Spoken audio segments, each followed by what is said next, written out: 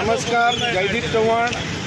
આપણે જાણીએ છીએ મુજબ 7 તારીખના રોજ જે 22/4ના દિવસ જે ઘટના ઘટવા પામેલી અને એની અંદર ખાસ કરીને આપણા નિર્દોષ 26 ભારતીય નાગરિકોની જે કરપીણ હત્યા કરવામાં આવી આતંકવાદી સંગઠનો દ્વારા, અને એને લઈ રાતના 1:30 વાગે 7મી મેના દિવસે આપણી ભારતીય સેના દ્વારા પાકિસ્તાનની અંદર જઈ અને 9 જેટલા આતંકવાદી જે સંગઠનોના જે મેન કેમ્પ સેન્ટરો હતા એને ઉડાવી દેવામાં આવ્યા છે.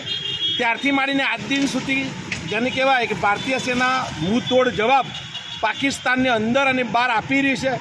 ત્યારે એના વંદન માટે, એના નમન માટે ભારતીય સેના જ્યારે 140 કરોડ ભારતીયો શાંતિથી નીંદ લઈ રહ્યા છે, ત્યારે એના નમન માટે આજે આમ આદમી પાર્ટી દ્વારા ખાસ કરીને મોડાસા ખાતે અને આખા ગુજરાતની અંદર તમામ જિલ્લા વડા મથકે આ રીતનો એક તિરંગા સન્માન યાત્રા અને ખાસ કરીને જે આર્મી જવાનો છે એની નમન યાત્રાનો એક કાર્યક્રમ કર્યો છે. ધન્યવાદ.